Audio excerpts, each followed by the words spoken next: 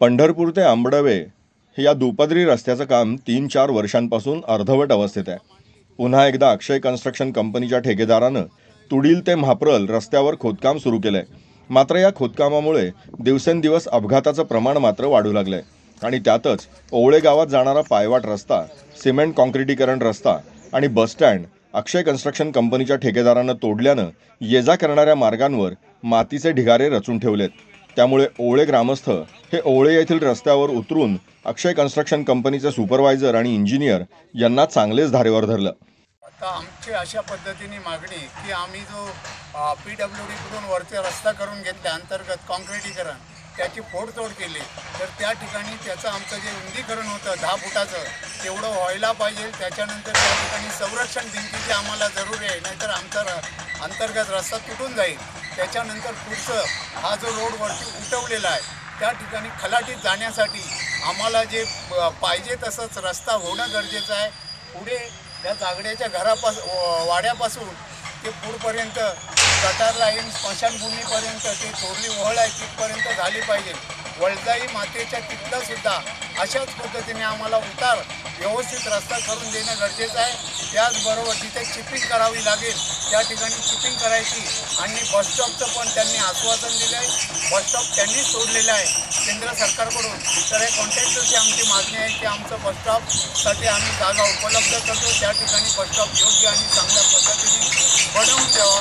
त्याचबरोबर स्मशानभूमीची आम्हाला जो आमचा ब्रिज होता ते देखील तोडलं गेलं आहे, तर त्या ठिकाणी ब्रिज बांधून द्यायचं. त्याच्यानंतर तिथे 2-3 खलाटीमध्ये उतरण्याचे जे रस्ते आहेत त्या रस्त्याची आम्हाला अत्यंत जरुरी आहे. हे अशी काही कामं जी बाकी आहेत ते त्यांनी करावं आणि एक लाईन आम्ही बरेचसे आमदार त्यांची भेट घेतली, तिथे जाऊन 5 जिल्हा परिषद सदस्य त्यांची भेट घेतली. तर अशा पद्धतीने त्यांच्यासमोर आम्हाला 8 दिवसाची अवधी दिली होती की एक लाईन आम्ही अशा पद्धतीने पहिलं करून देतो, पण त्याच्यासाठी 8 दिवसाची अवधी घेऊन त्याला 10 दिवस झाले. मग याच्यावरती यांच्याकडून काहीच नाही झालं. उद्या काय होईल की या ठिकाणाहून ते भई आलेच विटीचे ते बाहेर पडतील आणि मग हा रस्ता राहील असंच, तेव्हा मग माणसाचं दुखापत होईल. त्या दुखापतीला कारणीभूत हे कॉन्ट्रॅक्टर माणसं राहतील आणि हे रोडवालेच दुखापतीला कारणीभूत राहतील. अशा पद्धतीने आमचं निवेदन आहे आणि ते आम्हाला भेटलं पाहिजे. तुम्ही न्यूजला द्या. न्यूज चॅनलचे पदाधिकारी उपस्थित आहेत.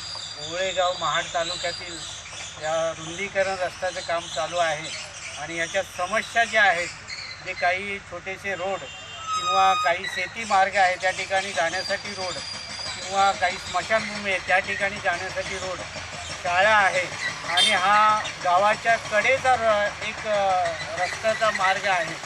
ह्या गावामध्ये वयस्कर लोक आहेत, परंतु या वयस्कर लोकांच्या समस्या आहेत ते जेणेकरून लवकर ह्या सॉल्व्ह व्हायला पाहिजेत आणि हे पावसाच्या अगोदर ही कामं व्हायला पाहिजेत अशी मागणी ह्या ग्रामस्थांची ओवळे गावाची आहे.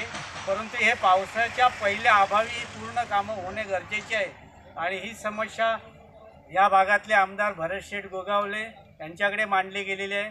आज तुम्ही TV चॅनलवालेले आलात, तुमच्यासमोर मांडलं गेलं आहे.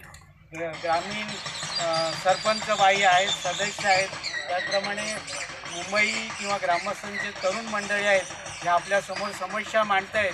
तर याचा एक 15 दिवसाच्या अगोदर याचा प्रॉब्लेम हा रस्त्याचा, या रुंदीकरणाचा आणि जे शॉर्टकट रोड आहेत हे सॉल्व करावं अशी आमच्या ओवळे गावाच्या वतीने तुम्हाला विनंती करतो. आणि आपण आलात या ठिकाणी